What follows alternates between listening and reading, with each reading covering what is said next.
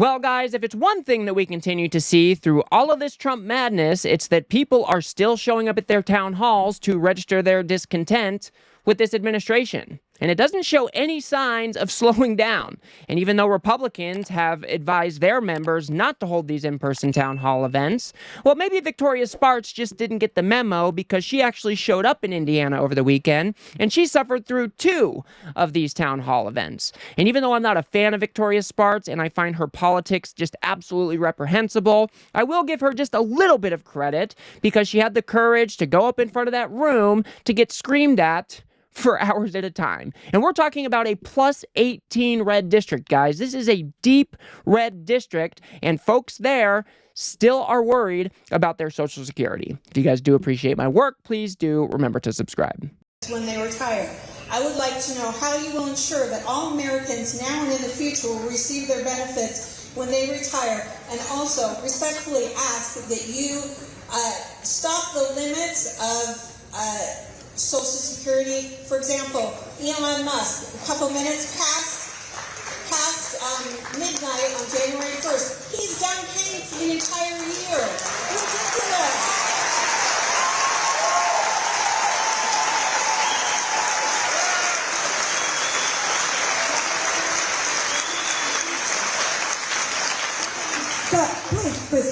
Please, you don't need to scream at me, okay? Let me answer the questions. I would kind of characterize the whole night like this. One of her constituents would bring up something reasonable, and then she'd go off on some tangent, or she'd have some rude snapback. But yeah, I don't know. This is kind of how it went the whole night. But what the constituent is talking about here is a very reasonable thing. We're talking about raising the cap on the Social Security. And for those of you that aren't aware, right now the cap is set at around $176,000, I believe, somewhere in that ballpark. And once somebody is done paying Social Security on their first $176,000, well, then they get to stop paying Social Security for the rest of the year. And why doesn't it make sense for us to raise that cap up so we can add more revenue to our Social Security program? Instead, we've got idiot Elon Musk running around Washington, D.C., claiming there's all this waste, fraud, and abuse without providing a single shred of evidence that is actually the case. And in fact, it seems like the government is getting a pretty clean bill of health right now because they haven't been able to show a shred of evidence for any fraud. But so, again, even in a deep red district, these are issues that people actually care about. We'll go ahead and move on to this person asking about the resignations of all of the people who were involved in SignalGate. And will you demand the immediate resignation of Pete Hegseth?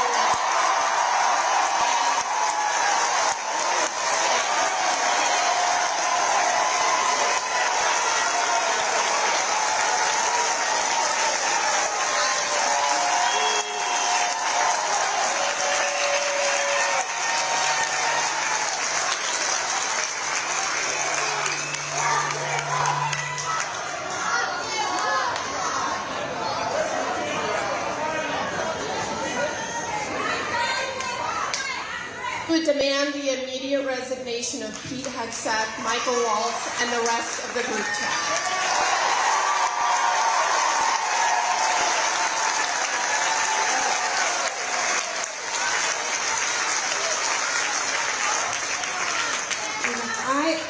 So let me just address, no, I will not demand their resignation.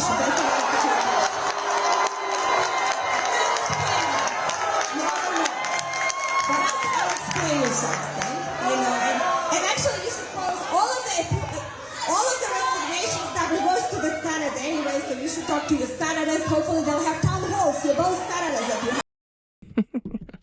have. Oh, geez, these people. What she's talking about is calling for the resignations of at least Pete Hegseth and Mike Walls because they were the ones not only to add a journalist to those chats that shouldn't have been there, but Pete Hegseth was talking about classified information on an unsecured channel. That is just unacceptable. And this is a bipartisan issue that most Americans care about. Even 60% of Republicans think that this is a very or somewhat serious thing. Why would we allow these people to continue in their jobs if their carelessness is going to put American lives at risk? It's a pretty reasonable question, and I guess it was okay that she was honest and said, nah, I'm not going to do that. But then she tried to pawn the responsibility off onto her senators. Like, she's a member of Congress. She can come out and call for their resignation. She can call for their firings. And why wouldn't she do that when so many people, so many Americans are pissed off at the biggest national security blunder that we've seen in modern day history? Makes absolute sense to me. Let's go ahead and move on to one of the topics that I'm most concerned about, and that is the due process rights being stripped away from folks and being deported to an El Salvadorian prison. The question is actually related to all of the immigrants that are being rounded up and deported.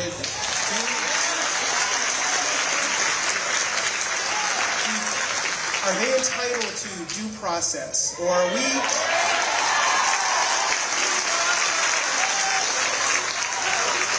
Or is the expectation that we're just supposed to take the word of the administration that these people need to be shipped out of the country without any opportunity to defend themselves?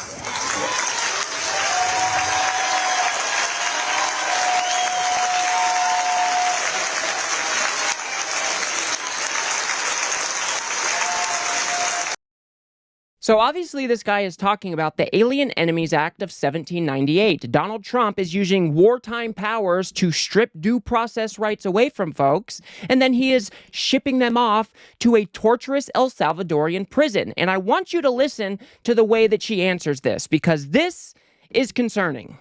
But coming illegally, you can come here and get a lot of welfare benefits. So we have to make sure that we get that border under control. I've been at that border many times. It's insanity. So if you come here, so a lot of these people, what President Trump did it last time, what he tried, if you seek asylum, wait in the other country, not getting here in the country. So there is no due process if you come here illegally because you violated the law. Period. You violated the law. You are not entitled to due process. So not only is she spouting conspiracies that all of these illegal immigrants are coming into the country to receive welfare, but then she says these people are not entitled to due process. Well, if you broke the law, then you're not entitled to due process. This should concern each and every American, because if we don't have due process, then what freedoms do we have? If we have a government that can just go around and say, hey, you did something wrong, and then they can lock you up in prison or send you to another country, then what freedom do we actually have? And that is exactly what the Trump administration is currently trying to get away with. Donald Trump invoked the Alien Enemies Act of 1798 so he could strip due process away, accuse somebody of being a gang, and then send them off to an El Salvadorian prison. And now we're learning that many of the people that he sent there are innocent, who came here legally, who are going through our court system to try to obtain asylum. And now Donald Trump is just rounding these people up and he's shipping them off to another country. It is absolutely insane. And the due process is one of the fundamental pillars of a free society. If you give the government the power to just start rounding people up and you don't have a legal process to address the government's claims against you, then you don't have any freedom. It is absolutely wild that she would answer this question this way. And I've heard this from more and more Republicans. It is absolutely terrifying, and we should push back every step of the way. Let's go ahead and move on to this. I thought this was really interesting because there were protests going on outside of the town hall venue, and they were chanting so loud that you could hear it inside the venue. I'm not saying I'm going to go ahead and ask Richard's question, and he had a very specific question I thought was great. We got lots on Social Security. Are any of our Indiana offices being closed? Richard from Zionsville wants to know. Indiana offices? That's what Right on, people.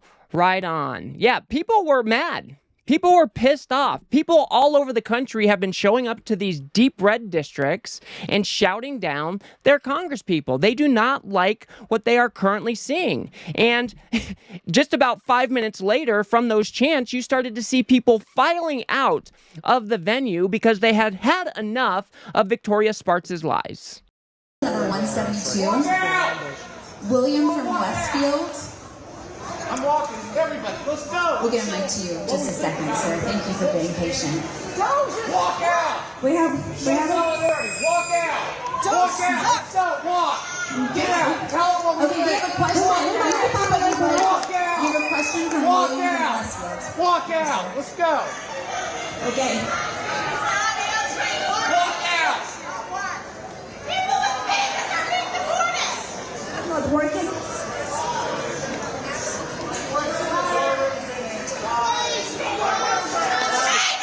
Can you scoot just a little bit, sir? Answer the questions. I can tell you this, that I would not be standing close to the Congresswoman because she's going to get hit by lightning for all the lies that she told. So I don't know if you guys caught it there, but the guy says, I would not be standing next to Victoria Spartz because she's going to get hit by lightning for all the lies she's been telling. And that is exactly right. She spent much of the evening yelling at her constituents. She told lie after lie after lie. She was trying to force everybody to live in her reality, the MAGA conspiracy bubble. And people were just fed up. And they were right to get up and walk themselves out. People are just... When you are lying so much and people can see with their own two eyes that what you are saying is not true, they are going to get fed up. And that is what we have been seeing all over the country. So good on these people for actually getting up and exercising their First Amendment rights and showing a little bit of disrespect to Victoria Spartz here. I want to move on to this guy because he gave a really impassioned dialogue about how Donald Trump is just ignoring the plain text of the Constitution, and then he asked this question. Okay, so my question is, when are you going to live up to your oath, defend the Constitution, and reclaim the powers that the voters of this district have reserved for you?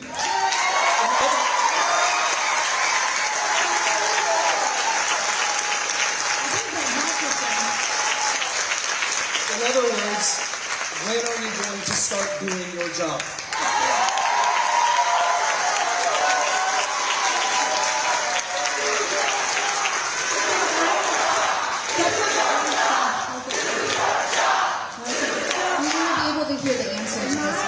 Question, so let's be quiet so we can hear the Congresswoman's My answer. oath to the Constitution I take extremely serious. You know, this is something we've been hearing at town hall after town hall after town hall. People are calling for their congresspeople to do their job. Donald Trump is blatantly violating the Constitution. He has taken Article 1 powers away from Congress. He has ignored court orders. I mean, we couldn't be hurling faster towards a constitutional meltdown in this country, and it seems like all of the Republicans have just removed their backbone and given all of their power to Donald Trump. Even in that continuing resolution, they gave power to Donald Trump so they couldn't even put a check on his insane tariffs. They basically treated the continuing resolution as some sort of slush fund and gave their power away so Donald Trump could use it as such. So people are wondering, how is it that we have this rogue administration, this rogue president? Where are the congresspeople at to put a check on that power, just like our system calls for? We are supposed to have 3 co-equal branches of government, and it seems like the only people doing things right now is Donald Trump, and Congress is just nowhere to be found. It is absolutely insane. And then after the town hall, this is how this guy characterized the whole thing. Coming in here with a hostile crowd, she stood on, but she just talked more. She talked to Republican dog whistles almost through the whole thing. And it was sad because I was hoping she might actually inform us of something that she might want to be doing or try to do. And I would imagine that this is probably how most people who attended this town hall left feeling. Because, as we've talked about before, Donald Trump lies and lies and lies and lies. He spreads all of these conspiracies, and then he tries to force everybody to live in his conspiracy bubble. That is the exact vibe that I got from this town hall as well. And I think people are just fed up with it. And he's right to characterize it as a whole bunch of Republican dog whistles. That's all it was. People would bring up substantive points, but she wouldn't be able to address their questions with any substance. So yeah, I bet most people left this town hall feeling pretty disappointed that Victoria Spartz is currently their representative in Congress. She was just not impressive in the slightest. And when you've got a rogue president who has taken away all of their power, and you don't have anybody, any Republicans with a backbone to stand up and push back against the rogue administration, well, then what are we doing here, folks? What are we doing? So I think we're going to continue to see these town halls fill up with a whole bunch of pissed off voters. As we've seen, polling for Donald Trump is falling off a cliff. Elon Musk is falling off a cliff. The things that this administration is doing, all of that polling is falling off a cliff. Donald Trump is even underwater on the economy. So the American people are pissed off, and they are right to show up at these town halls to engage in, some heated dialogue with their congresspeople. This is exactly what everybody should be doing. And we need to use some of this rage to build a coalition that can beat back this authoritarian takeover in 2026. That's what we got to do, guys. So I will leave it there for now. If you guys got anything out of this video, please do remember to smash that like button and subscribe. Maybe share with a friend or two. I'd very much appreciate that. We've got to build something here on the left that adequately pushes back against this right-wing media ecosystem that just shovels shit for Trump every single day. So if you do like what I do here, please do remember to smash that subscribe button. It is always free. And if you guys want to get a little bit more information about how the Trump administration is stripping due process rights away and shipping innocent people to a torturous El Salvadorian prison, please do watch and share that video on the screen now.